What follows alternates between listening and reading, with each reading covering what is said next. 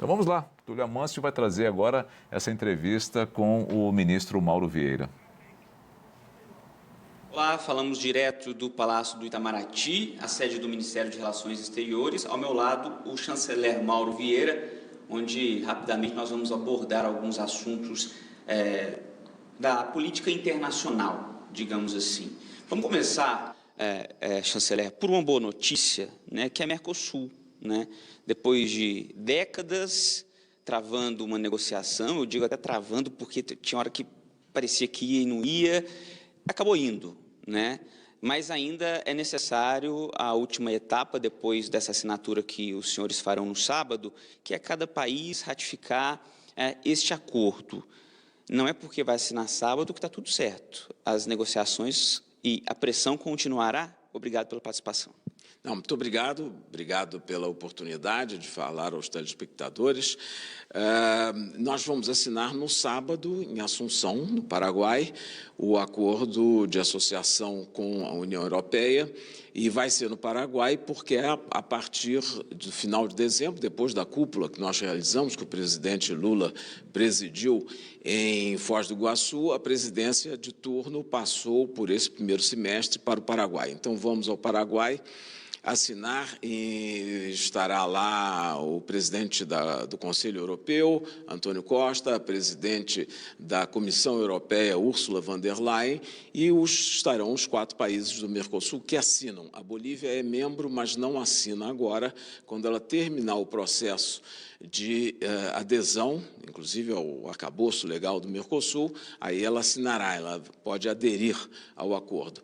Mas o acordo é muito importante, o acordo aproxima 2 regiões que são muito próximas do ponto de vista cultural, político, histórico e também econômico, cria o que dizem que é o maior acordo comercial do mundo, se não for o maior, é um dos maiores, muito importante, porque reúne 31 países, 720 milhões de habitantes, 22 trilhões de dólares de PIB, mais ou menos 14, 15% do PIB mundial. Então, não há dúvida que é um acordo muito bom, muito importante.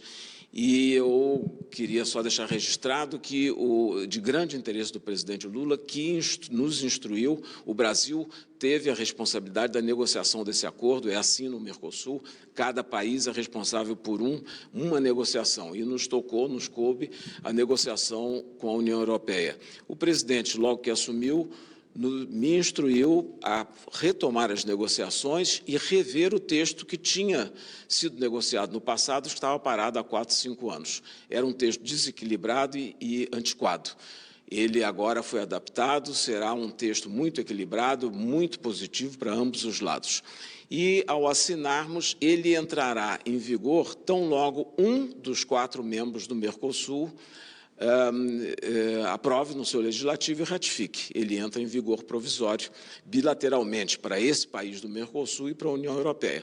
E a União Europeia também seguirá depois os seus trâmites para a parte política. O acordo se divide em 2 partes, uma comercial, que entra em vigor provisório, e a parte política, que então precisa passar também pelas instâncias legislativas da União Europeia. Então é isso, nós esperamos que em breve, do nosso lado, faremos um grande esforço junto com o Legislativo para que seja aprovado neste primeiro semestre ainda, faremos todo o possível. É um acordo de interesse geral de todos os setores no Brasil. Eu acho que teremos uma boa resposta do Legislativo e é um acordo que vai produzir imediatamente benefícios como redução de tarifas e tudo. No caso dos países do Mercosul, num período de 4 anos, atingiremos a desgravação. Então, só para ficar claro, o senhor disse que vai entrar em vigor quando um país, por exemplo, já aprovar, o primeiro. Digamos que o Brasil seja esse primeiro país, lá na Europa, a Alemanha seja o primeiro ou a Itália, só como exemplo. E aí, esses 2 países já vão poder negociar ou ainda não? O bloco europeu, a União Europeia, negociará com o primeiro país e depois, por ordem, o segundo, o terceiro e o quarto, do Mercosul, que aprovar legislativamente. Perfeito, ficou claro. Agora, chanceler, eu gostaria de aproveitar e trazer para a nossa região e falar sobre um pouco do que está acontecendo na Venezuela, né? Pouco mais de 10 dias, o presidente Nicolás Maduro foi, como o Brasil classificou, sequestrado pelos Estados Unidos, mas a gente percebe que há um momento de estabilidade na Venezuela. Está claro o que Trump queria, que é o petróleo, está negociando com a Delcy. E como o Brasil enxerga este momento? A estabilidade é interessante para o Brasil, mas a que custo, a que preço? Qual a análise que o senhor faz? Bom, em primeiro lugar, o Brasil condenou a invasão e a violação do território da Venezuela, como faz com qualquer país, em qualquer circunstância que isso ocorra. Como já tínhamos feito, inclusive, no passado, preventivamente, condenando os gestos e as iniciativas venezuelanas com relação à região disputada com a Guiana, a região do Esequibo. Também condenávamos qualquer iniciativa.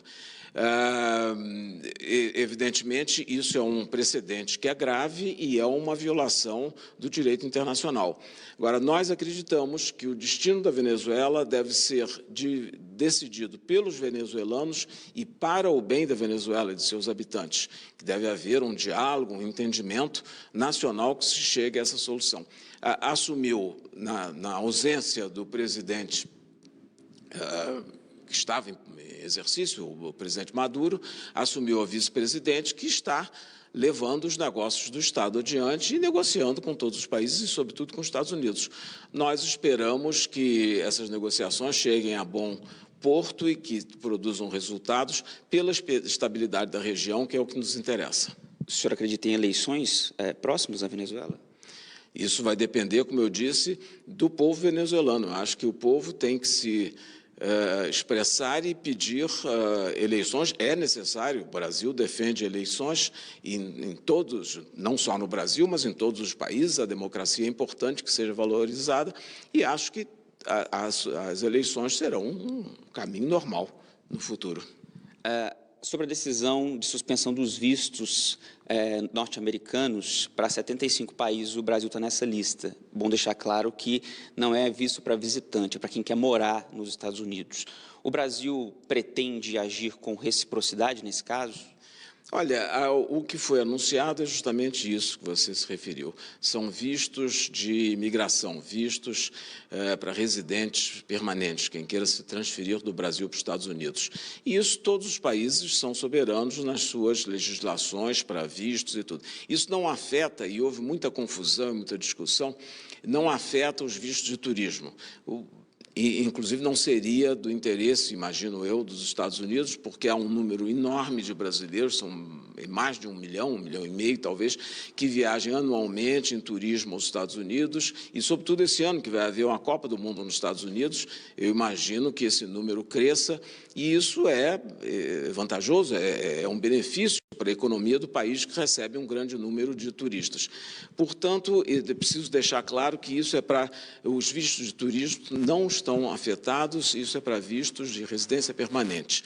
E isso vai ser uma decisão que está em exame pelo governo americano, depois eles terão que dizer exatamente como que é, em que circunstâncias e que países poderão ou não poderão. Por enquanto, nós estamos esperando. Sem reciprocidade, por enquanto.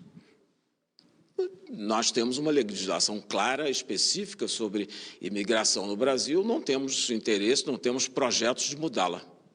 Para finalizar, ministro, a situação no Irã, né, muito complicado, né, há relatos de mortes de manifestantes. Como o senhor vê a comunidade brasileira no Irã?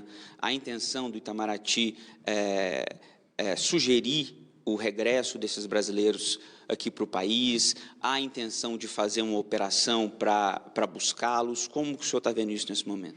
Bem, o Brasil tem relações antigas, de mais de 150 anos de relações com o Irã. Temos uma embaixada lá, um embaixador permanente no Irã, que tem estado em contato conosco e tem prestado atendimento e informações à comunidade brasileira, que é muito reduzida, é muito pequena. Os acontecimentos políticos, as manifestações tiveram no início motivação econômica. Pelas notícias parece que há uma certa retração, uma certa estabilização neste momento. Nós estamos seguindo com grande atenção e interesse, dando atendimento e orientação aos brasileiros, que são muito poucos, pouco mais do que os funcionários da embaixada, e inclusive prestando também auxílio a outros países, inclusive aqui da nossa região, que já nos pediram para contactar os seus cidadãos. Estamos atentos e faremos tudo o que for necessário. Mas, por enquanto, não há orientação para que eles voltem? Não, por enquanto a nossa embaixada não julgou necessário o fechamento da embaixada, justamente porque deixaria algumas pessoas desatendidas. As circunstâncias não exigem neste momento, isso tudo pode evoluir. Alguns poucos países fizeram já o retorno, promoveram o retorno de seus funcionários, mas não é o nosso caso. Estamos, por enquanto, mantendo a operação com as dificuldades do momento, mas estamos mantendo a operação lá em Teherã. Fechou. Então.